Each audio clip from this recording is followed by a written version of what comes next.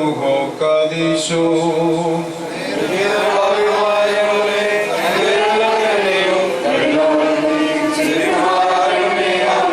ആർദ്രതയുള്ളവനായ കർത്താവേ, നിന്റെ കരുണയുടെ വാതിൽ ഞങ്ങൾക്ക് തുറന്നു തരണമേ. ഞങ്ങൾ നിന്നിൽ ആശ്രയമാക്കിയിരിക്കുന്നതിനാൽ ഞങ്ങൾ ലജ്ജിച്ചു പോകുമാറാകരുതേ. ഞങ്ങളെ രക്ഷിക്കുകയും സകല ദുരിതങ്ങളിൽ നിന്ന് വീണ്ടുകൊള്ളുകയും ചെയ്യണമേ. മനുഷ്യകുലത്തിന്റെ രക്ഷകനും വീണ്ടെടുപ്പുകാരൻ നീ ആകുന്നുവല്ലോ. ഞങ്ങൾ നിന്നിൽ സങ്കേതപ്പെട്ടതിനാൽ ഞങ്ങളോട് ദൈവീയണമേ. ഞങ്ങളോട് ഒട്ടും കോപിക്കുകയും വരുതേ. ഞങ്ങളുടെ രഹസ്യവും പരസ്യവുമായ കളങ്കങ്ങൾ കുറവുകളും ഞങ്ങളോട് ഓർക്കരുതേ. നീ ഞങ്ങളുടെ ദൈവവും ഞങ്ങൾ നിന്റെ ജനവും കൈവേലിയും ആകിയാൽ നിന്റെ നാമം ഞങ്ങളുടെ മേൽ വിളിക്കപ്പെട്ടിരിക്കുന്നതിനാലും ഞങ്ങളെ സംരക്ഷിച്ച നിനക്ക് പതിവുള്ള പ്രകാരം ആർദ്രതയോടും ഭയങ്കരയോടും കൂടി ഞങ്ങളുടെ ശത്രുക്കൾ ഞങ്ങളെ വീണ്ടുകൊള്ളണമേ. നിന്റെ പകൽ അപേക്ഷ സ്വാതന്ത്ര്യവും സമൃദ്ധിയും ഉള്ളവളുമായതിനെ പ്രസവിച്ച പരിശുദ്ധ കന്യാകുമാരിയുടെ പ്രാർത്ഥനയാൽ ഉത്തമനെ ദൈവത്തോ നീ ഞങ്ങളുടെ മേൽ അനുഗ്രഹം ചെയ്യണമേ.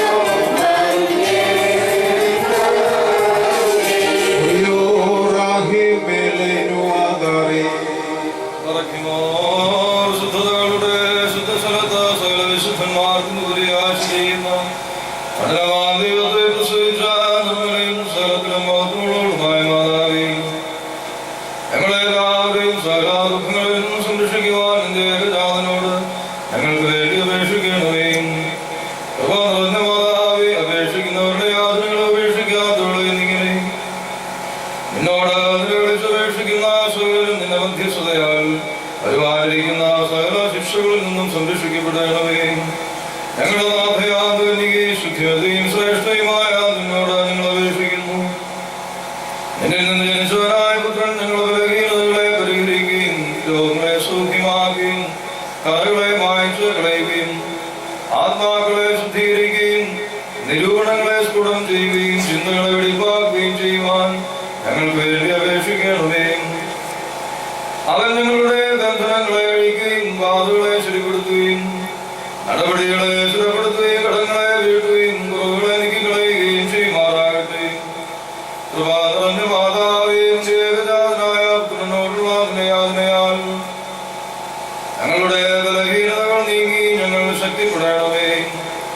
വൃദ്ധജനങ്ങൾ സംരക്ഷിക്കപ്പെടണമേ. യുവതി യുവാക്കന്മാർ കാത്തുകൊള്ളപ്പെടണമേ. മാതാപിതാക്കന്മാർ ദൈവഭക്തിയുള്ളവരാകണമേ. ശിശുക്കൾ വളർത്തപ്പെടുകയും സമീപസ്ഥർ സംരക്ഷിക്കപ്പെടുകയും ചെയ്യണമേ.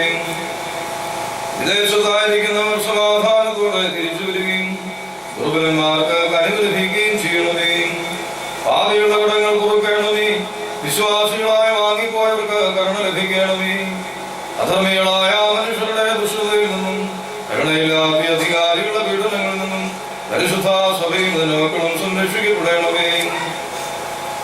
ശുദ്ധിമതിയായ മാതാവേ, കീർത്തികളും സുപ്രസിദ്ധവുമായ എന്റെ പരിശുദ്ധതയെ സമീപിക്കുന്ന സകലരിൽ നിന്നും ദ്രോഹികളുടെ നോട്ടത്തെ പിന്തിരിപ്പിക്കുവാൻ എന്റെ ഏകപുത്രനോട് അപേക്ഷിക്കണമേ.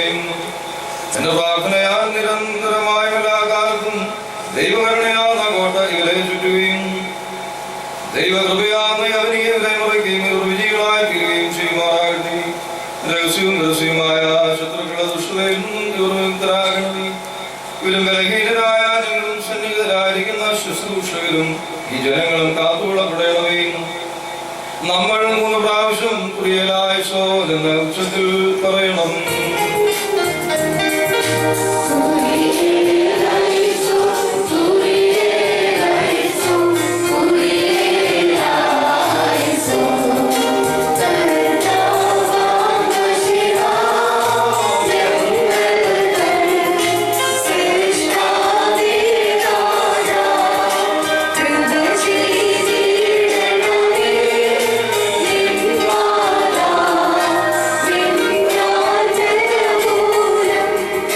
Praise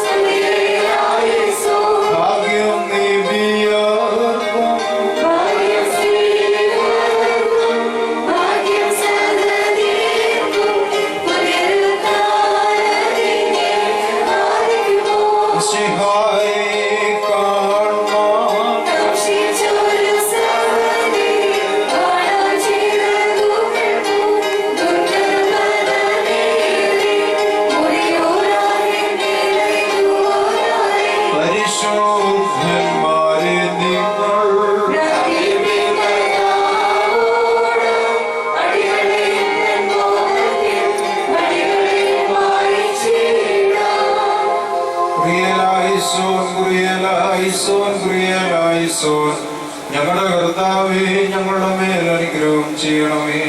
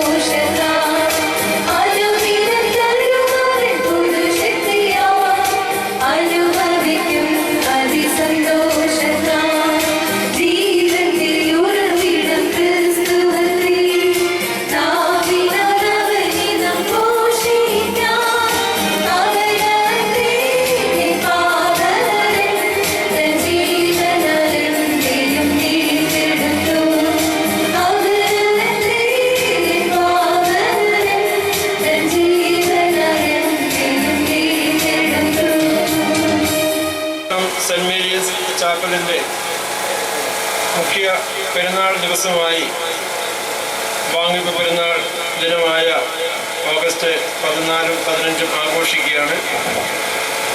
വാങ്ങിപ്പ് പെരുന്നാളിൻ്റെ മുന്നോടിയായി നോമ്പിൻ്റെ പ്രഥമ ദിനം മുതൽ നാം വിവിധ ഭവനങ്ങളിലായി പ്രാർത്ഥനാ സംഗമം ക്രമീകരിച്ചിരിക്കുന്നു. ഇന്ന് ഈ പ്രാർത്ഥനയ്ക്കായി കടന്നു വന്ന നിങ്ങളെല്ലാവരെയും വളരെ സന്തോഷത്തോടെ ഈ ഭവനത്തിലേക്ക് സ്വാഗതം ചെയ്യുന്നു. ഇന്ന് സന്ധ്യയിൽ നമ്മോടൊപ്പമായിരുന്ന് അല്പസമയം നമുക്കായി ദൈവവചനം പങ്കുവെക്കുന്നത് ബഹുമാനപ്പെട്ട മറിയസ് അച്ഛനാണ്. ജിനോ അച്ഛൻ എന്ന് ഞങ്ങളൊക്കെ സ്നേഹത്തോടെ വിളിക്കുന്നു. അച്ഛൻ എൻ്റെ മാതൃ ഇടവകയായ വാകത്താനം വെട്ടിക്കുന്ന് സെൻറ് ജോർജ് പള്ളിയിലെ വികാരിയായി പ്രവർത്തിക്കുന്നു. അച്ഛൻ ഇതിനു മുമ്പും നമ്മുടെ ഈ ചാപ്പലുമായിട്ട് ബന്ധപ്പെട്ട പല കാര്യങ്ങൾക്കായി കടന്നു വന്നിട്ടുണ്ട്. ബഹുമാനപ്പെട്ട അച്ഛനെ അല്പസമയ ദൈവവചന ഘോഷണത്തിനായിട്ട് വളരെ സന്തോഷത്തോടെ സ്വാഗതം ചെയ്യുന്നു. പ്രിയപ്പെട്ട വാഴക്കൽ അച്ഛൻ, പ്രിയപ്പെട്ട സത്രിയ അച്ഛൻ, പ്രിയപ്പെട്ട എൻ്റെ മാതാപിതാക്കന്മാരെ, സഹോദരി സഹോദരങ്ങളെ, ബഹാദുരത നിറഞ്ഞ ഓർമ്മകളുമായിട്ടാണ് നമ്മൾ 15 നോയമ്പും 8 നോയമ്പും ഒക്കെ കൊണ്ടാടുന്നത്. അമ്മേ അമ്മേ എന്ന് വിളിച്ച് കൊതി തീരാത്ത ഒരു മനസ്സ് നമ്മുടെ എല്ലാവരുടെയും ഉള്ളിലുണ്ട്.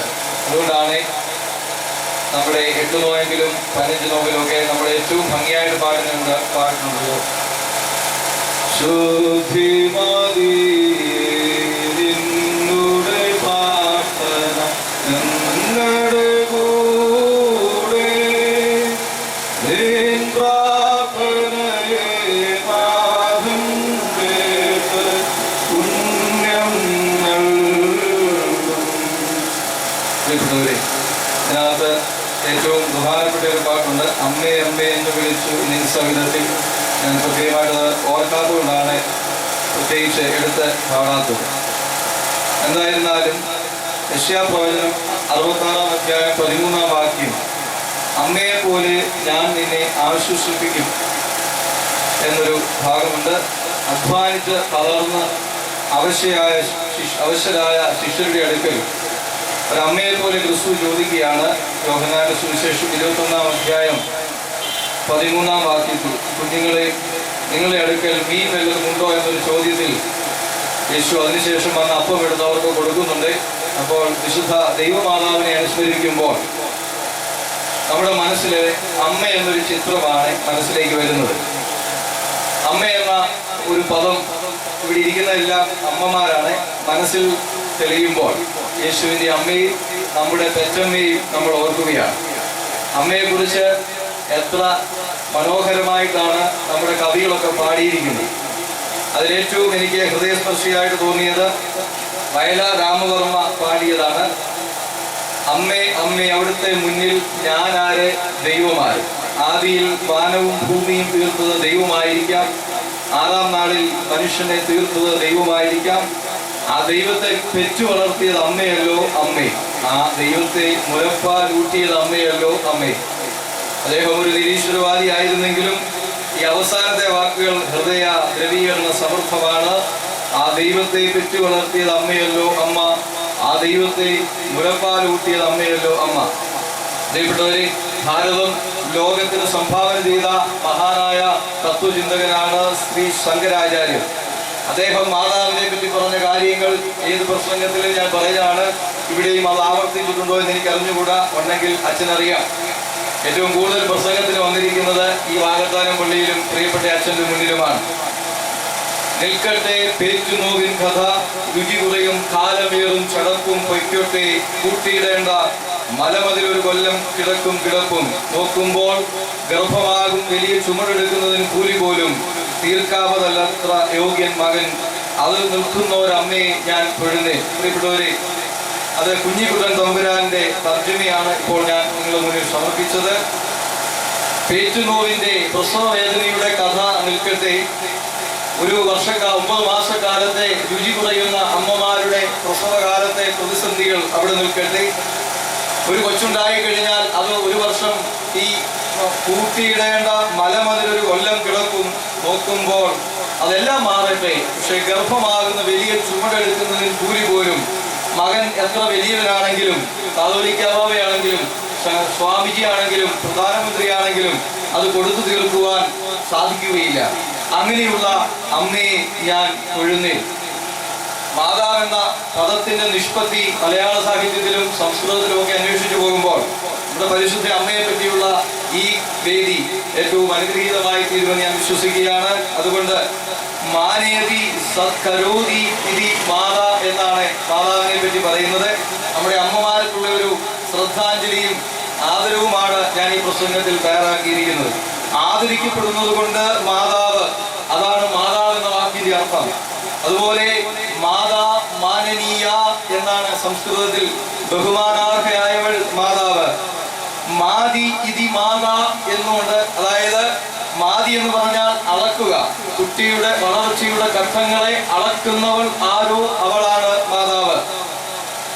നമ്മുടെ പാഠപുസ്തകത്തിലൊക്കെ വീരപ്രസു എന്നും ശുശ്രൂഷു എന്നും ധാത്രി എന്നും ഒക്കെ അമ്മയെ നമ്മൾ വിളിക്കുന്നുണ്ട്.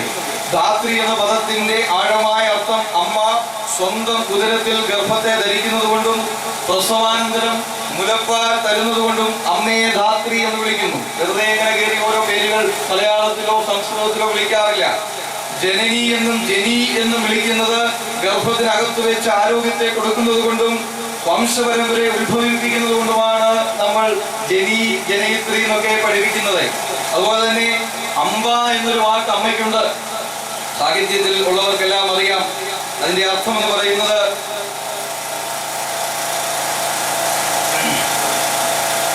ഓരോ അവയവത്തെയും പോറ്റി വളർത്തുന്നത് കൊണ്ടും സ്നേഹമസൃണമായ ശബ്ദത്താൽ അറിവ് തരുന്നത് കൊണ്ടും അമ്പ എന്ന് വിളിക്കുന്നു.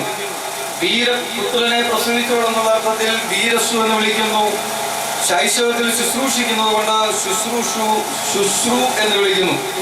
ഈ ഭാഗങ്ങളെല്ലാം ശുദ്ധിമതിയെ നിങ്ങളുടെ പ്രാർത്ഥന ഞങ്ങളുടെ കൂടെ എന്നൊരു പാട്ടിനകത്ത് വളരെ ഭംഗിയായിട്ട് ചിത്രീകരിച്ചിട്ടുണ്ടെന്ന് സ്നേഹപൂർവ്വം ഞാൻ നിങ്ങളെ ഓർമ്മിപ്പിക്കുന്നു. പ്രിയപ്പെട്ട മാതാപിതാക്കളെയും സഹോദരങ്ങളെ, ഈ ചെറിയ സമയത്തിനുള്ളിൽ ഈ വാങ്ങിപ്പ് പെരുന്നാളിന്റെ തുടക്ക കാലഘട്ടത്തിൽ പരിശുദ്ധ ഓർത്തഡോക്സ് സഭയിൽ പരിശുദ്ധ മാതാവ്, ആരാധനയിൽ മാതാവിനുള്ള സാങ്കത്യം, വിശ്വാസത്തിലുള്ള സാങ്കത്യം, സഭാ ജീവിതത്തിലുള്ള സാങ്കത്യം അല്പസമയം കൊണ്ട് നിങ്ങളുടെ മുന്നിൽ സമർപ്പിക്കുന്നു. നമ്മുടെ ആരാധനയിൽ നമ്മൾ ആത്മാവിലും സത്യത്തിലും ആരാധിക്കുന്ന ഒരു കമ്മ്യൂണിറ്റിയാണ്.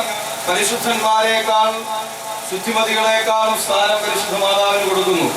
സകല വംശങ്ങളും ഭാഗ്യവതി എന്ന് വാഴ്ത്തുന്ന സ്ഥാനം മാതാവിന് കൊടുക്കുന്നു.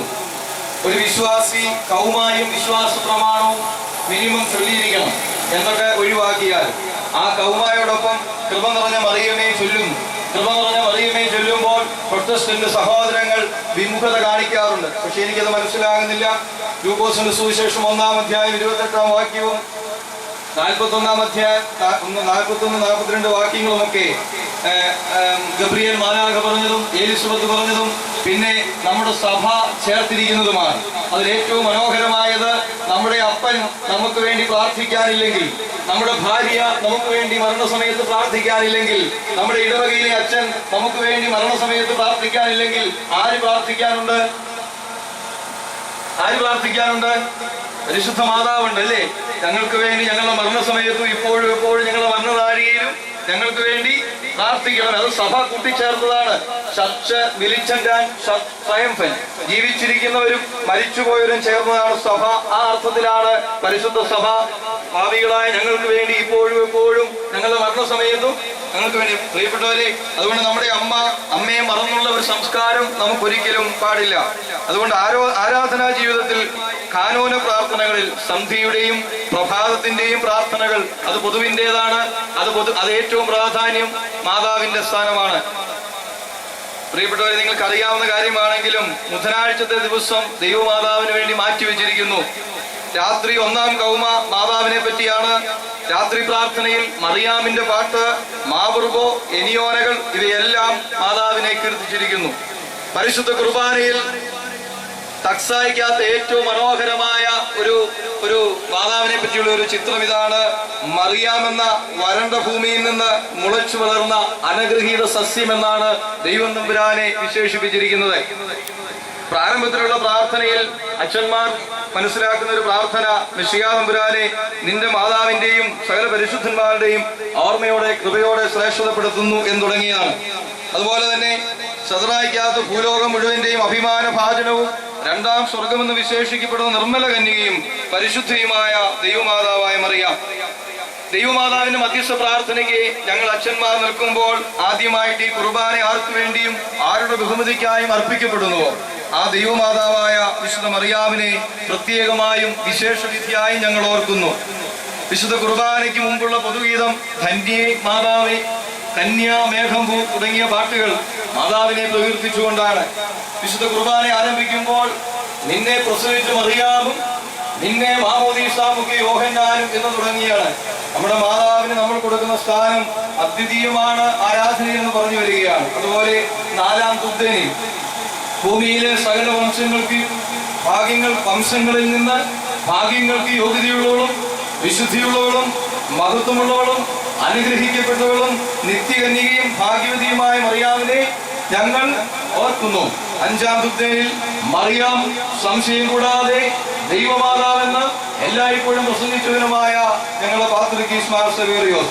സൈക്കിൾ ഓഫ് പ്രയർ എന്ന് പറയുന്ന കുക്കിലിയോൻ നിന്നാൽ സ്തുതിയുടെ രാജമകൾ അങ്ങനെ പാടുന്നുണ്ട്. അത് മാതാവിനെ പറ്റിയുള്ള പ്രകീർത്തനമാണ്. അതുപോലെ വിശുദ്ധ കുർബാനയുടെ അവസാന ഭാഗത്ത് സ്തുതി ദൈവത്തിൻ ഉയരത്തിൽ എന്ന് പറയുന്ന ഭാഗവും മാതാവിനെ പ്രകീർത്തിച്ചുകൊണ്ടുള്ളതാണ്. ഇതൊക്കെ അച്ഛ ഇന്നും അറിയാവുന്ന കാര്യമല്ലേ, ഇനി അച്ഛൻ ഇത് പ്രസംഗത്തിൽ പറയേണ്ട കാര്യമുണ്ടോ? പക്ഷേ ഈ 15 നോയമ്പിൽ പരിശുദ്ധ അമ്മയോടുള്ള ഭക്തി കൂടുവാൻ വേണ്ടിയാണ് നിങ്ങളെ ഇത് ഓർമ്മിപ്പിക്കുന്നത്. വിശ്വാസ പ്രമാണത്തിൽ ദൈവമാതാവായ വിശുദ്ധ കന്യമറിയാമിന് ശരീരയായി തീർന്നു എന്നുള്ള വിശേഷണം അത് ഏറ്റവും പ്രധാനപ്പെട്ടതാണ്. അതുപോലെ മനോഹരമായ പ്രാർത്ഥനയിലും പാട്ടുകളിലും വളരെ മനോഹരമായ ഉപമകളും വിരുദ്ധോക്തികളും മാതാവിന് നൽകിയിരിക്കുന്നു സുറിയാനി പിതാക്കന്മാർ. ഏറ്റവും പ്രധാനപ്പെട്ട 2-3 പാട്ടുകൾ നിങ്ങളുടെ ഓർമ്മയിലേക്ക് സമർപ്പിക്കുകയാണ്.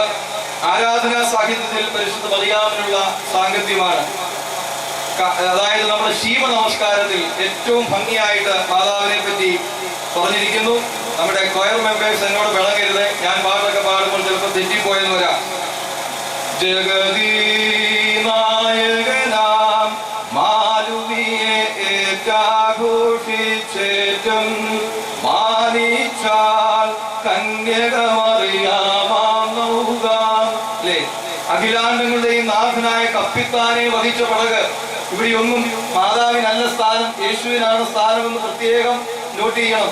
അതുപോലെ തന്നെ ശീമ നമസ്കാരത്തിൽ ഭൂപതിതാവീനു ശോദയായി ജാതം ചെയ്തോളാം മറിയാമാകും ദിവ്യരഥം രക്ഷകരേന്തി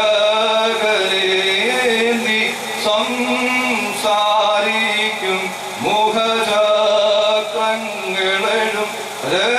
രഥവീഷിച്ചാൻ ദർശകരസ്കിയെ കർത്താവേ സ്തുതിയെന്നേവം വാട്ടിപ്പാടിടും മറിയാമാകും രഥമല്ലോ പാരം മഹനീയം. പ്രിയപ്പെട്ടവരെ, പുതിയ ജീവനെ വഹിച്ച കപ്പൽ, രാജാവ് വഹിച്ച കൊട്ടാരം, നീട്ടപ്പെട്ട ചെങ്കോലുള്ള തോട്ടം, രഹസ്യങ്ങൾ സൂക്ഷിക്കപ്പെട്ട വാസസ്ഥലം, അങ്ങനെയെല്ലാം നമ്മൾ മാതാവിനെ പാട്ടിൽ വിശേഷിപ്പിക്കുന്നു. അതുപോലെ ലോക പരാക്രമിയെ വഹിച്ച ലഘുവായ മേഘം, കന്യാമേഘം ലോകേശൻ തന്നെ.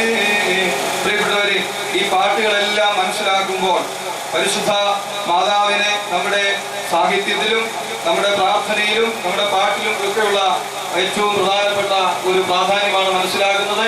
ഞാൻ ഈ പാട്ടുകളൊക്കെ മുഴുവനായിട്ട് അതിന്റെ അർത്ഥങ്ങളൊക്കെ പദം തിരിച്ച് മനസ്സിലാക്കിയപ്പോൾ ഇവിടെയെല്ലാം യേശുവിനാണ് പ്രാധാന്യം കൊടുക്കുന്നത് നിങ്ങൾ പ്രത്യേകമായിട്ട് ശ്രദ്ധിക്കണം.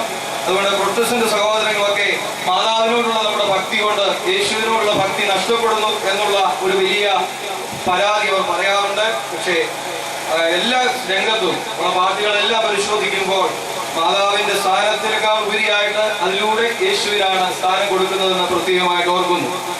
രണ്ടാമത്, ഓർത്തഡോക്സ് വിശ്വാസത്തിൽ മാതാവിന്റെ സ്ഥാനമാണ് ഏറ്റവും പ്രധാനപ്പെട്ടത്. തെയോട്ടോക്കോസ് എന്നൊരു പദമാണ്.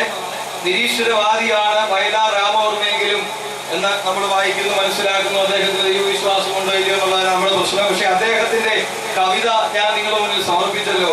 ദൈവത്തെ പാലൂട്ടി വളർത്തിയ അമ്മ, ദൈവത്തെ താരാട്ട് പാടിയ അമ്മ, ആ അർത്ഥത്തിൽ ദൈവത്തെ പെറ്റൊരു മാതാവ് അല്ലെ, ദൈവത്തെ പെറ്റൊരു മാതാവ മറിയാമേറ്റം വാഴ്വേറ്റോൾ. കുറെ കൂടി ലളിതമായിട്ട് പറഞ്ഞാൽ, മറിയാം പ്രസവിച്ച ശിശു ഒരു സാധാരണ ശിശു, മനുഷ്യനല്ല, പ്രത്യുത മനുഷ്യനായി ജന്മമെടുത്ത തൃത്വത്തിൽ ഒരുവനായ ദൈവപുത്രനാകുന്നു എന്നർത്ഥം. നിസായിലെ ഗ്രിഗോറിയോസ് പറഞ്ഞിരിക്കുന്നത്, കന്യ മറിയാമിനെ ദൈവമാതാവെന്ന് വിളിക്കാത്തവൻ ദൈവത്തിൽ നിന്ന് അകന്നവനാണ്. അതാണ് നമ്മുടെ ഓർത്തഡോക്സ് സഭയുടെ വിശ്വാസം. ആര് ചോദിച്ചാലും ഇത്രയും പറഞ്ഞു കൊടുത്താൽ മതി, പരിശുദ്ധ മാതാവ് ദൈവമാതാവാണ്. രണ്ടാമത്തെ നമ്മുടെ വിശ്വാസം, ദൈവമാതാവ് നിത്യകന്യകയാണ്, അപ്പാർത്തിനോസ്. ഒന്നാമത്തത് തെയോട്ടോക്കോസ്. അത് നമുക്കെല്ലാവർക്കും ദൈവശാസ്ത്രം മനസ്സിലായില്ലെങ്കിലും ഇത്രയും പറഞ്ഞ് നമ്മുടെ പാട്ടുകൾ, ദൈവത്തെ പെറ്റൊരു മാതാവ എന്ന പാട്ട് മറ്റുള്ളവർക്ക് പറഞ്ഞു കൊടുത്താൽ മതിയാവും. രണ്ടാമത്, ചില സഭകൾ വിശുദ്ധ മത്തായിയുടെ സുവിശേഷം 1-ാം അധ്യായം 25-ാം വാക്യത്തിന്റെ വെളിച്ചത്തിൽ മറിയാമിനെ മറ്റേ മക്കൾ ഉണ്ടായിരുന്നു എന്ന് വാദിക്കുന്നുണ്ട്. യേശുവിന്റെ സഹോദരിമാർ മറിയാമിന്റെ മക്കളാണെന്ന് വിശ്വസിക്കുകയും ചെയ്യുന്നുണ്ട്. എന്നാൽ അവർക്ക് വേണ്ടിയാണ് അത്ഭുതമാം ഫലമേകും വൃക്ഷം കർക്കശമാം ശിലവീരേവം.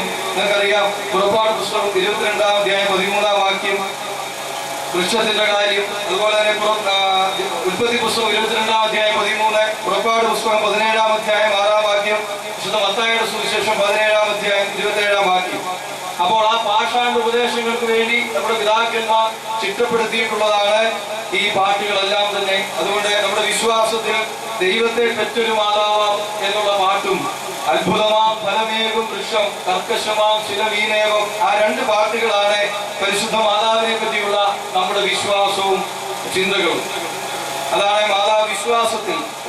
മൂന്ന്, മാതാവ് സഭാ ജീവിതത്തിൽ. ഒന്ന്, ആദ്യകാല ദേവാലയങ്ങൾ പരിശുദ്ധ മാതാവിന്റെ നാമത്തിലായിരുന്നു എന്നുള്ളത് പ്രത്യേകം ശ്രദ്ധേയമാണ്.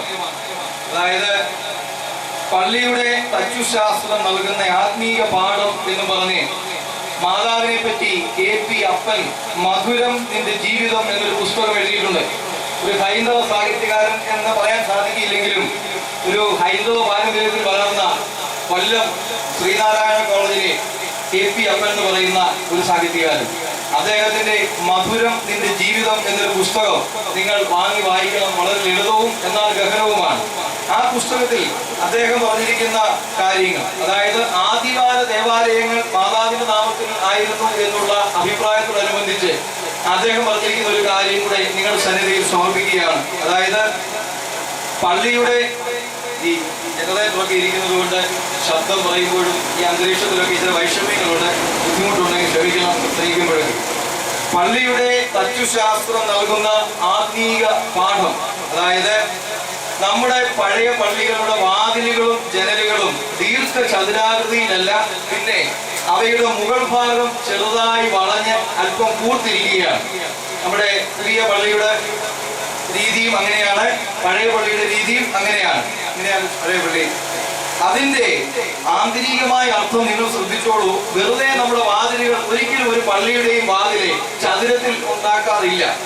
ചതുരത്തിൽ ഉണ്ടാക്കിയാലും അതിന് മുകളിൽ ഇങ്ങനെ ഒരു വർത്തുളമായ ഒരു ഇത് ഉണ്ടാക്കും. എഞ്ചിനീയറിംഗിന്റെ നമ്മുടെ ശില്പവിദ്യ അങ്ങനെയാണ്. അതിന്റെ ആന്തരികമായ ദൈവശാസ്ത്രപരമായ അർത്ഥം എന്ന് പറയുന്നത് കുറച്ചുകൂടി ആഴത്തിൽ KP അപ്പൻ മനസ്സിലാക്കിയത് പറയുകയാണ്. അതായത് നമ്മൾ ഇങ്ങനെ അഗ്രം അല്പം കൂർത്തിരിക്കുന്ന വാതിലിലൂടെ പള്ളിയിലേക്ക് പ്രവേശിക്കുമ്പോൾ ഉണ്ണിയേശുവിനെ എടുത്തുകൊണ്ട് നിൽക്കുന്ന മാതാവിലേക്കാണ് നമ്മൾ പ്രവേശിക്കുന്നത്.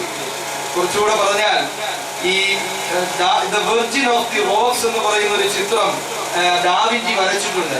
അതിന്റെ ബാഹ്യരേഖയ്ക്ക് ഒരു സ്ത്രീ, അതായത് ഒരു മാതാവിന്റെ ഒരു മൂടുപടമിട്ട ഒരു സ്ത്രീയുടെ ചിത്രമാണ് അതിന്റെ ബാഹ്യരേഖ. അതിന്റെ അർത്ഥത്തിലാണ് പള്ളിയുടെ വാതിലുകളും ജനലുകളും അവയുടെ മുകൾ ഭാഗം ചെറുതായി വളഞ്ഞ് അഗ്രം അല്പം കൂർത്തിരിക്കുന്നത്. അപ്പോൾ നമ്മൾ ദേവാലയത്തിലേക്ക് പ്രവേശിക്കുമ്പോൾ മാതാവിന്റെയും യേശുവിന്റെയും കൃപയിലേക്കാണ് പ്രവേശിക്കുന്നത്. അതിനാൽ ക്രൈസ്തവ ദേവാലയങ്ങളുടെ വാതിലുകളും ജനലുകളും ആത്മീയമായ കടന്നുപോകലിന്റെ പ്രതീതി ജനിപ്പിക്കുന്നു. വാതിലിലൂടെ നമ്മൾ ദേവാലയത്തിലേക്ക് കടക്കുമ്പോൾ ക്രിസ്തുവിന്റെയും കന്യാമറിയത്തിന്റെയും കൃപയിൽ അകപ്പെടുന്നുവെന്നാണ് KP അപ്പനെ പോലുള്ള സാഹിത്യകാരന്മാർ പറയുന്നത്.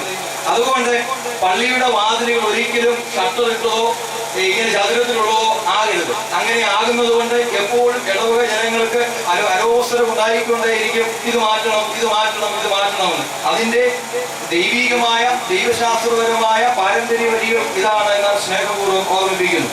സഭാ ജീവിതത്തിൽ പരിശുദ്ധ മാതാവിനുള്ള സ്ഥാനമാണ് ഞാൻ പറഞ്ഞു വരുന്നത്. രണ്ടാമത്, ഒന്നിലധികം ക്രോണോസുകളുള്ള പള്ളികൾ ഒന്ന് മാതാവിന്റെ നാമത്തിലാണ് പ്രതിഷ്ഠിച്ചിരിക്കുന്നത്. അപ്പോൾ അത്രയ്ക്ക് പ്രാധാന്യം പരിശുദ്ധ മാതാവിനെ നമ്മൾ കൊടുക്കുന്നു. 2, 3 സ്ത്രീകൾ മാതാവിന്റെ പ്രതീകമായി വർത്തിക്കുന്നു, ഇല്ലേ? മോംസും ഒക്കെ ആകുന്നതിന് മുൻപ് ഇപ്പൊ മോംസ് എന്നല്ലേ പറയുന്നത്, മർത്തമറിയ സമാജം എന്നല്ലേ പറയുന്നത്. ഇപ്പൊ മോംസ് അതിന്റെ ഷോർട്ട് ഫോം അല്ലേ? എന്തായിരുന്നാലും സ്ത്രീകൾ മാതാവിന്റെ പ്രതീകമായി വർത്തിക്കുന്നു. അവരുടെ എല്ലാ പ്രവർത്തനങ്ങളും സഭയിൽ പരിശുദ്ധ മാതാവിന്റെ ആ കൃപകളും ലാളിത്യവും വിനയവും ഒക്കെ ഉൾക്കൊണ്ടുകൊണ്ടുള്ള പ്രവർത്തനങ്ങൾ നമ്മുടെ സഭയ്ക്ക് എന്നും മുതൽക്കൂട്ടാണ്. സ്ത്രീകൾ എന്നും പറയുന്നുണ്ട്, ഞങ്ങൾ മാങ്ങാക്കറി വെക്കാനുള്ളവർ മാത്രമാണ്, സഭയിൽ പള്ളിയിൽ ഒരു പ്രതിസന്ധി ഉണ്ടായാൽ ആള് കൂട്ടാൻ ഞങ്ങളെ വേണം എന്നൊക്കെ പറയുന്നുണ്ട്. പക്ഷെ ശരിയല്ല. നിങ്ങളുടെ സാന്നിധ്യം പുരുഷന്മാർ സഭാ നേതൃത്വം വിലമതിക്കുന്നു. അതിന്റെ ഭാഗമായിട്ടും അനേകം നാളുകളിലെ നിങ്ങളുടെ പ്രാർത്ഥനകളുടെ ഫലമായിട്ടുമാണ് പൊതുയോഗത്തിലും എല്ലാ കാര്യത്തിലും നിങ്ങൾക്കുള്ള സാന്നിധ്യം ലഭിച്ചത്. അതിന്റെ എല്ലാം മുന്നിൽ പരിശുദ്ധ അമ്മയുടെ പ്രാർത്ഥനകളും അമ്മയുടെ ആ പ്രതീകാത്മകമായ നിങ്ങളുടെ ജീവിതവുമാണ്. 4, ഞാൻ പറഞ്ഞല്ലോ, സഭ വിശ്വാസികളുടെ സമൂഹമാണ്. Church militant and church triumphant.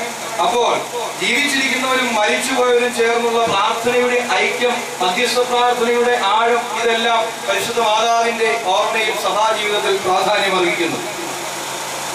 അതാണ് സഭാജീവിതത്തിൽ പരിശുദ്ധ മാതാവിന് നമ്മൾ കൊടുക്കുന്ന പ്രാധാന്യം. ദൈവ സന്ദേശത്തെ വിശ്വാസത്തോടെ പരിശുദ്ധ കന്യക സ്വീകരിച്ചു. അങ്ങനെ ദൈവമാതാവായി തീർന്നു. മാതാവും സഹോദരന്മാരും അന്വേഷിച്ചപ്പോൾ ദൈവവചനം കേട്ട് ആചരിക്കുന്നവൻ എന്റെ മാതാവും സഹോദരന്മാരുമാകുമെന്ന് പറഞ്ഞു. ആ അർത്ഥത്തിൽ മാതാവിന് വലിയ പ്രാധാന്യമില്ല എന്ന് പറയുന്നു. പക്ഷേ ആ അർത്ഥത്തിൽ ഒരു കാര്യം നിങ്ങൾ ചിന്തിച്ചു. പ്രാർത്ഥിപ്പാൻ ദൈവത്തിൻ മുൻപിൽ മറിയാം നിന്നിടുന്നേരത്താൻ ആവൃതനാം ദൂതൻ സവിതേ ജന്മുരദേവം രാജതനൂജൻ വേഗുമതാം മണിമന്ദിരമേ ശ്ലോമോദേ നിന്നിടമാർന്നിടും ധനവാൻ ക്ഷാമം ജനതയ്ക്കാറ്റിടുവാൻ ദൈവമുള്ളവരെ, ഈ അർത്ഥത്തിൽ ദൈവവചനം ആദ്യമായിട്ട് ഉൾക്കൊണ്ടത് പരിശുദ്ധ അമ്മയാണ്. അതുകൊണ്ടാണ് തലമുറകൾ നിന്നെ ഭാഗ്യവതി എന്ന് പുകഴ്ത്തുമെന്ന് പറഞ്ഞിരിക്കുന്നത്. ദൈവവചനം കേട്ടനുസരിക്കുന്നവനാണ് എന്റെ മാതാവും എന്റെ സഹോദരന്മാരും എന്ന കർത്താവ് പറയുന്നുണ്ട്. ആ അർത്ഥത്തിലും പരിശുദ്ധ മാതാവ് മുന്നിൽ നിൽക്കുന്നു. വിശുദ്ധ ലൂക്കോസിന്റെ സുവിശേഷം 11-ാം അധ്യായം 27-ാം വാക്യം, നിന്നെ വഹിച്ചു ഉദരവും നീ കുടിച്ചു മുലയും ഭാഗ്യമുള്ള എന്ന സ്ത്രീയുടെ സാക്ഷ്യത്തിന് ദൈവത്തിന്റെ വചനം കേട്ട് അനുസരിക്കുന്നതിന് അത്രേ ഭാഗ്യമാനെന്ന് യേശു പറയുന്നു. അതുകൊണ്ട് മറ്റ് സഭക്കാർ നമ്മളെ കുറ്റപ്പെടുത്തുന്നു, മാതാവിന് ആ ഭാഗ്യമില്ല. തലമുറകൾ നിന്നെ ഭാഗ്യവതി എന്ന് പുകഴ്ത്തുമെന്ന അർത്ഥത്തിലും ദൈവവചനത്തിലും പ്രാർത്ഥിപ്പാൻ ദൈവത്തിന് മുന്നിൽ നിന്നപ്പോൾ ആ ഗബ്രിയേലിന്റെ വചനങ്ങൾ ആദ്യമായി ഉൾക്കൊണ്ടുവന്ന അർത്ഥത്തിലും പരിശുദ്ധ മാതാവ് എല്ലാവരിലും മുന്നിൽ നിൽക്കുന്നു. അതുപോലെ തന്നെ വിശുദ്ധ മറിയാം തന്റെ ആയുഷ്കാലം മുഴുവൻ കന്യകയായിരുന്നുവെന്ന് നമ്മുടെ പിതാക്കന്മാർ ഉറപ്പിച്ചു പറയുന്നു. കടിഞ്ഞൂലുകളെ പ്രസവിക്കുന്നത് വരെ അവളെ ഞാൻ പരിഗ്രഹിച്ചില്ല എന്ന വാക്യത്തെ വിശുദ്ധ ബസേലിയോസ് എന്ന പിതാവ് ചോദിക്കുന്നത്, അതായത് കടിഞ്ഞൂലിനെ പ്രസവിക്കുന്നത് വരെ പരിഗ്രഹിച്ചില്ല. അതിനുശേഷം യോസഫും മാതാവും തമ്മിൽ ദാമ്പത്യ ബന്ധത്തിൽ ഏർപ്പെട്ടിട്ടുണ്ട്, അതുകൊണ്ട് അവർക്ക് മറ്റു മക്കളുണ്ട് എന്നൊക്കെയാണ് പ്രൊട്ടസ്റ്റന്റ് സമൂഹം വാദിക്കുന്നത്. കാരണം ആശ്രമ പ്രസ്ഥാനത്തെ എതിർത്തുകൊണ്ടൊക്കെയാണ് ഈ സമൂഹം ഉടലെടുത്തത്. അവർക്ക് സന്യാസ പ്രസ്ഥാനത്തിന്റെയും അതിന്റെ ആഴങ്ങളെ പറ്റിയും കന്യാവ്രതത്തെ പറ്റിയും വെടിപ്പിനെ പറ്റിയും വിശുദ്ധിയെ പറ്റിയും ഒക്കെയുള്ള ദർശനം മറ്റൊന്നാണ്. യേശു നമ്മുടെ സഹോദരൻ എന്ന് പറഞ്ഞ് തോളത്ത് കൈയിട്ട് നടക്കുന്ന ഒരു ചിന്താഗതിയാണ് പ്രൊട്ടസ്റ്റന്റ് ശൈലി. അതുകൊണ്ട് അങ്ങനെ സംഭവിച്ചു പോയതാണ്. ആ പ്രിയപ്പെട്ട സഹോദരങ്ങൾ അത് കേട്ടാലും എനിക്ക് പ്രയോജനമൊന്നുമില്ല. പരിശുദ്ധനായ ബസേലിയോസ് എന്ന പിതാവ് ചോദിക്കുന്നു, ലോകാവസാനത്തോളം ഞാൻ നിങ്ങളോടുകൂടി കൂടെ ആയിരിക്കും എന്ന് കർത്താവ് പറയുന്നതിൽ നിന്ന് ലോകാവസാനത്തിന് ശേഷം താൻ തന്റെ പരിശുദ്ധന്മാരോട് കൂടെ ആയിത്തീരുകയില്ലെന്ന് അർത്ഥമുണ്ടോ എന്നാണ് വിശുദ്ധ ബസേലിയോസ് ചോദിക്കുന്നത്. അതുകൊണ്ട് ഗർഭപാത്രം ആദ്യം തുറക്കുന്നവനെ കടിഞ്ഞൂൽ എന്ന് വിളിക്കുന്നു അല്ലേ? മൂത്ത പയ്യനെ നമ്മൾ വിളിക്കും അല്ലെ, കടിഞ്ഞൂൽ പൊട്ടാന്നൊക്കെ വിളിക്കില്ല ചിലപ്പോൾ ഈ നാട്ടിലൊക്കെ ഉള്ളതുകൊണ്ട്, ആ അർത്ഥത്തിലല്ല. എന്നാലും ആദ്യമായി ഗർഭപാത്രം തുറന്നു വന്നവനെ കടിഞ്ഞൂൽ എന്ന് വിളിക്കും എന്ന് വിചാരിക്കുക. അതുപോലെ തന്നെ പിതാക്കന്മാരുടെ ചില ചോദ്യങ്ങൾ ശക്തമാണ്. നീതിമാന്മാരുടെ ശരീരങ്ങൾ സ്വർഗരാജ്യത്തിൽ സൂര്യനെ പോലെ പ്രകാശിക്കുമെന്ന് വിശുദ്ധ മത്തായിയുടെ സുവിശേഷം 13-ാം അധ്യായം 43-ാം വാക്യത്തിൽ. എന്നാൽ അങ്ങനെയുണ്ടെങ്കിൽ ദൈവത്തെ വഹിച്ച ശരീരം എത്ര ശോഭയുള്ള പ്രകാശം ധരിക്കും. തന്നെ സ്നേഹിച്ചതിനാൽ ശ്ലീഹന്മാർ 12 സിംഹാസനങ്ങളിൽ അവിടെ ഇരിക്കുമെങ്കിൽ വിശുദ്ധ മത്തായിയുടെ സുവിശേഷം 19-ാം അധ്യായം 28-ാം വാക്യം, തന്നെ ഗർഭം ധരിക്കുകയും പ്രസവിക്കുകയും ചെയ്തവർ എത്ര വലിയ ബഹുമാനത്തിന് അർഹയാണ്. നിങ്ങളെന്താ സ്തോത്രം പറയാത്തത്? സ്തോത്രം പറ. തന്റെ സുവിശേഷത്തെ പ്രസംഗിച്ച സുവിശേഷകന്മാർ അവിടെ മേശയിൽ ഇമ്പപ്പെടുമെങ്കിൽ വിശുദ്ധ ലൂക്കോസിന്റെ സുവിശേഷം 22-ാം അധ്യായം 30-ാം വാക്യം, തന്നെ മുലപിടിപ്പിച്ചവർ എത്ര വലിയ ഭാഗ്യത്തിന് ഇമ്പപ്പെടും. വെടിപ്പുള്ളവർക്കും താഴ്മയുള്ളവർക്കും ഭാഗ്യം നൽകപ്പെടുമെന്ന് വിശുദ്ധ മത്തായിയുടെ സുവിശേഷം 5-ാം അധ്യായം 5 മുതൽ 8-ാം വരെ പല ഭാഗത്ത് പറയുന്നുണ്ടെങ്കിൽ വിശുദ്ധ മറിയാം അവരുടെ സുഹൃത നടപടികളാൽ എത്ര വലിയ ഭാഗ്യത്തിന് അർഹയാണ്. സൗമ്യരിലല്ല ഏങ്ങവരും ഞാൻ എന്നുരസിനോ ജാതനിലേറ്റം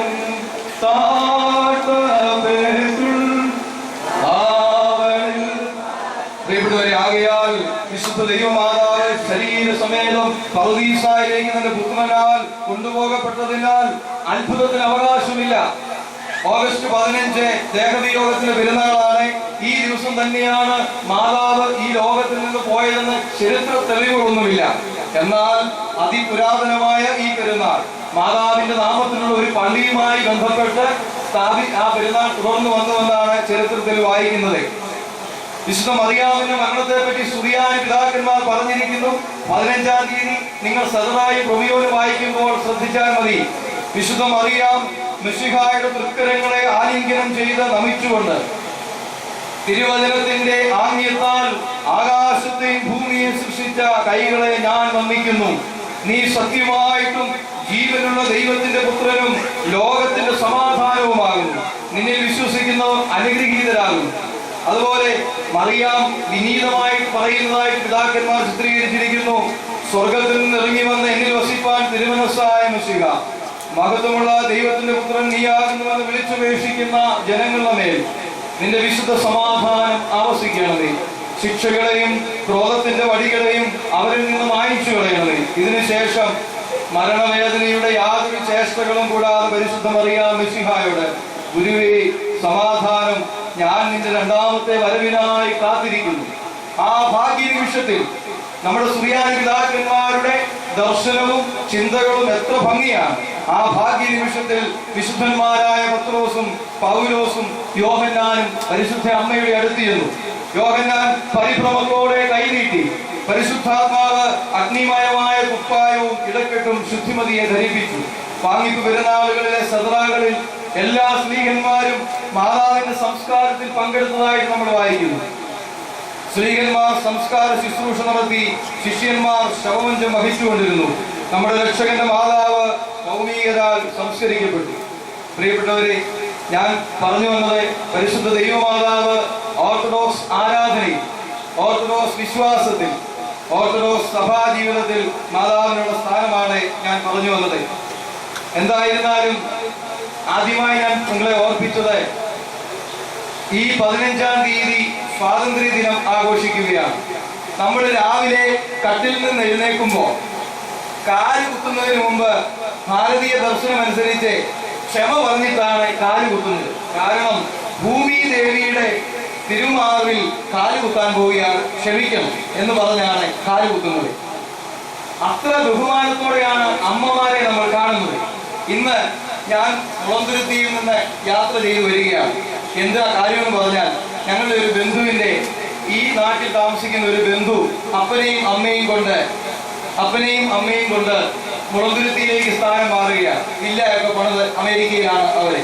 ആ അപ്പനും അമ്മയും എൻ്റെ കൂടെ വണ്ടിയിലാണ്. 75 വയസ്സ് 80 വയസ്സുണ്ട്. അവരുടെ കണ്ണിൽ കൂടെ ഇങ്ങനെ കണ്ണുനീർ ഒഴുകുകയാണ്. സ്വന്തം ദേശത്തെയും സ്വന്തം മക്കളെയും ഒക്കെ വിട്ട് ഒരു മകന്റെ കൂടെ പോകുന്നതിലുള്ള അതിസങ്കടം. അപ്പോൾ പ്രിയപ്പെട്ട അമ്മമാർ, അപ്പന്മാർ വളരെയധികം പ്രയാസപ്പെടുന്ന ഒരു കാലഘട്ടത്തിൽ, കുടുംബജീവിതത്തിൽ ആണ് നമ്മൾ ജീവിക്കുന്നത്. അതുകൊണ്ട് അമ്മമാരോടുള്ള ഭക്തി ഈ പെരുന്നാളിൽ ഒരിക്കലും നമുക്ക് മറക്കാനാവില്ല. തമിഴ് സാഹിത്യത്തിൽ അമ്മാവെന്നഴിക്കാതെ ഉയിരില്ലവേ, അമ്മാവെ വണങ്ങാതെ ഉയിരില്ലവേ എന്നൊരു മനോഹരമായ ശ്ലോകമുണ്ട്. എന്തായിരുന്നാലും ഉയരടിയുണ്ട്. ശ്ലോകമേതായാലും സംസ്കൃതത്തിലെ ഒരു പ്രിയപ്പെട്ടവരെ. അപ്പോൾ ഞാൻ ആ അമ്മയുടെ അമ്മ എൻ്റെ സൈഡിൽ ഇരിക്കുകയാണ്. അവർ കരഞ്ഞുകൊണ്ട് പോവുകയാണ്. സമ്പത്തുണ്ട്. 19 ലക്ഷം രൂപയുടെ ഒരു വണ്ടിയിലാണ് ഞങ്ങൾ യാത്ര ചെയ്യുന്നത്, കൂടിയൊരു വണ്ടി. അമ്മയും അപ്പനും ഇങ്ങനെ കരയുകയാണ്. സ്വന്തം നാടും ദേശവും ഒക്കെ വിട്ടു പോകുന്നതിന്റെ പ്രയാസം. പ്രിയപ്പെട്ടവരെ, എന്തെല്ലാം പറഞ്ഞാലും നമ്മുടെ സഭ പരിശുദ്ധ മാതാവിന് കൊടുക്കുന്ന സ്ഥാനം ഈ കാലം കെട്ട കാലത്ത്, അതായത് അമ്മയോടും അപ്പനോടും കല്യാണം കഴിഞ്ഞ് ആ ദിവസം തന്നെ അപ്പനെയും അമ്മയും മാറ്റി നിർത്തുന്ന ഒരു സംസ്കാരമുള്ള ഒരു കാലഘട്ടത്തിൽ ഈ മാതാവിനോടുള്ള ഭക്തി ഒരു പ്രത്യേകമായ ഓർമ്മകൾ നമുക്ക് ലഭിക്കുന്നു. ഞാനെന്റെ വാക്കുകൾ നിർത്തുന്നു. ONV കുറുപ്പ് ഉപ്പ എന്ന കവിതയിൽ മുത്തശ്ശിയും അമ്മയും മക്കൾക്കും ചെറുമക്കൾക്കും നൽകുന്ന ഒരു കാര്യത്തെ പറഞ്ഞുകൊണ്ട് ഒരു കവിത എഴുതിയിട്ടുണ്ട്. അത് നിങ്ങളുടെ സന്നിധിയിൽ ഞാൻ വായിക്കുന്നു. പ്ലാവില കോട്ടിയ കുമ്പിളിൽ തുമ്പതൻ പൂ പോലിത്തിരി ഉപ്പുതരി എടുത്ത് ആവി മാറുന്ന പൊടിയരി കഞ്ഞിയിൽ തൂവി പതുക്കെ പറയുന്നു മുത്തശ്ശി. ഉപ്പു ചേർത്താലേ രുചിയുള്ളൂ കഞ്ഞിയിൽ, ഉപ്പുതരി വീണ് അലിഞ്ഞു മറഞ്ഞു പോവും മട്ടിൽ എന്നുണ്ണി. നിൻ മുത്തശ്ശിയും നിന്നിൽ നിന്ന് ഒരു നാൾ മറഞ്ഞു പോവും. എങ്കിലും നിന്നിലെ ഉപ്പായിരിക്കുമേ മുത്തശ്ശി എന്നും എന്നുണ്ണിയെ വിട്ടെങ്ങു പോകുവാൻ. പ്രിയപ്പെട്ടവരെ, നമ്മുടെ അമ്മമാർ ഇപ്പോൾ ജീവിച്ചിരിക്കുന്ന ഉണ്ടെങ്കിൽ അവർ ഭാഗ്യവാന്മാരാണ്. പാഴക്കലത്തിന്റെ അമ്മയെ ഞാൻ ഇടയ്ക്കൊക്കെ ചെന്ന് കാണും. അമ്മയെ കാണുമ്പോൾ ഒരു സന്തോഷമാണ്. അച്ഛന്റെ ചിരിയും വർത്തമാനവും ഒക്കെ, അമ്മച്ചിയുടെ ചിരിയൊക്കെ അച്ഛനുമുണ്ട്. അമ്മച്ചിയെ കാണുമ്പോൾ അമ്മച്ചിക്ക് ഒരു സന്തോഷം, അച്ഛന്മാരെ കാണുമ്പോൾ. അപ്പൊ അമ്മമാരുള്ളവർ ഭാഗ്യവാന്മാരാണ്. അമ്മമാരില്ലാത്തവരും ഭാഗ്യവാന്മാരാണ്. അവർ നമുക്ക് വേണ്ടി മധ്യസ്ഥത അണച്ചുകൊണ്ടേ ഇരിക്കും. മക്കളിൽ അപ്പൻ കൃപ ചെയ്യുന്നതുപോലെ എന്നതിനേക്കാൾ ഉപരിയായിട്ട് മക്കളിൽ അമ്മ കൃപ ചെയ്യുമെന്നാണ്. മാൻ പ്ലസ് എന്നാണ് സ്ത്രീകളെ പറ്റി പറയുന്നത്. അതായത് ഗർഭാശയമുള്ള പുരുഷൻ, ഇല്ലേ, വുമൺ, ഇല്ലേ, മാൻ വിത്ത് വുമൺ, ഗർഭാശയമുള്ള പുരുഷനാണ് സ്ത്രീ. അതുകൊണ്ട് പ്രിയപ്പെട്ടവരെ, ഉപ്പ് തരി വീണ് അലിഞ്ഞു മറഞ്ഞു പോവും മട്ടിലെ നുണ്ണി, നിൻ മുത്തശ്ശിയും നിന്റെ അമ്മയും മറഞ്ഞു പോയാലും എങ്കിലും നിന്നിലെ ഉപ്പായിരിക്കുമേ ഞങ്ങളെന്നും. അതുകൊണ്ട് ഞാൻ പറഞ്ഞല്ലോ, അമ്മേ അമ്മേ എന്ന് വിളിച്ചു തീരാത്ത ഒരു കുഞ്ഞ് എല്ലാവരിലും ഉണ്ട്. വയലാർ രാമവർമ്മ പറഞ്ഞ ഒരു കാര്യം ഓർമ്മിപ്പിക്കുന്നു. അമ്മ പൊട്ടിച്ചിരിക്കുമ്പോൾ എൻ്റെ ആത്മാവിന്റെ ഇതളുകളിൽ ആ പൊട്ടിച്ചിരിയും. അമ്മ കരയുമ്പോൾ എൻ്റെ ആത്മാവിന്റെ ഇതളുകളിൽ ആ കരച്ചിലും ഉണ്ടാകും. എനിക്ക് പ്രൊട്ടസ്റ്റന്റ് സഹോദരങ്ങളോട് പറയാനുള്ളത് ഒരു കാര്യമേ ഉള്ളൂ. നമ്മുടെ സഭ മാതാവിനെ ഓർക്കുന്നു, 8 നോയമ്പും 15 നോയമ്പും ഒക്കെ അനുഷ്ഠിക്കുന്നു. അതിനെ അന്ധവിശ്വാസമാണെന്നും ഭഗവതി പോലുള്ള ഉപദൈവങ്ങളാക്കി നിങ്ങളെ മാതാവിനെ ആചരിക്കുന്നു എന്നൊക്കെ പറയുന്നുണ്ട്. പക്ഷേ പരിശുദ്ധ അമ്മ അത് വൃക്ഷമാണ്, യേശുക്രിസ്തു ഫലമാണ്. വൃക്ഷം ഫലം ആഗ്രഹിച്ച് ചെല്ലുന്നവർ, നമുക്കൊരു നല്ല ചക്കപ്പഴം വേണം, എവിടെ ചെല്ലണം? നല്ലൊരു ചക്ക വേണം, എവിടെ ചെല്ലണം? പ്ലാവിന്റെ ചുവട്ടിൽ ചെല്ലണം. അപ്പോൾ യേശുവാകുന്ന ഫലം ആഗ്രഹിച്ച് ചെല്ലണമെങ്കിൽ മാതാവാകുന്ന വൃക്ഷത്തിന്റെ ചുവട്ടിൽ ചെന്നേ പറ്റുകയുള്ളൂ. ആ ഒരു ദർശനമാണ് നമ്മുടെ പാട്ടിലും സഭാജീവിതത്തിലും എല്ലാം ഉള്ളത്. അതുകൊണ്ട് എല്ലാം മറന്നാലും നമ്മുടെ അമ്മമാരോടുള്ള സ്നേഹം, നമ്മുടെ അപ്പന്മാരോടുള്ള സ്നേഹം, അത് പരിശുദ്ധ അമ്മയിലൂടെ സമൃദ്ധമാകട്ടെ, ഭംഗിയായി തീരട്ടെ. അമ്മയുടെ പ്രാർത്ഥന. ഞാൻ പൊൻകുന്നം സെന്റ് മേരീസ് പള്ളിയിലാണ്. അവിടെ വളരെ അത്ഭുതങ്ങൾ നടക്കുന്ന ഒരു പള്ളിയാണ്, കൊച്ചു പള്ളിയാണ്. അവർക്കെല്ലാം, ഹൈന്ദവരും മുസ്ലിങ്ങളും എല്ലാം ഒരുമിച്ച് ചേർന്ന് ആരാധിക്കുകയും പ്രാർത്ഥിക്കുകയും ചെയ്യുന്ന ഒരു പള്ളിയാണ്. അവരെല്ലാം പറയുന്നത് പരിശുദ്ധ അമ്മയുടെ മധ്യസ്ഥത അത്ര ശക്തിമത്താണ് എന്നാണ് പറയുന്നത്. അത് ഞങ്ങൾക്കുമൊക്കെ അനുഭവിക്കുവാൻ സാധിക്കുന്നുണ്ട്. അതുകൊണ്ട് ഈ 15 നോയമ്പ് നല്ല ഭക്തിയോടെ, നല്ല തീക്ഷ്ണതയോടെ അമ്മമാർക്ക് വേണ്ടി നമ്മൾ അനുഷ്ഠിക്കണം. നമ്മുടെ അമ്മയോട് എന്തെങ്കിലും നമ്മൾ ചെയ്തിട്ടുണ്ടെങ്കിൽ, തെറ്റായി പറഞ്ഞിട്ടുണ്ടെങ്കിൽ, നമ്മുടെ അപ്പനോടും അമ്മയോടുമുള്ള ഒരു ഈ 15 നോയി മാറട്ടെ എന്ന് പറഞ്ഞുകൊണ്ട് എൻ്റെ വാക്കുകൾ ഉപസംഹരിക്കുന്നു. ദൈവം നമ്മെ അനുഗ്രഹിക്കും.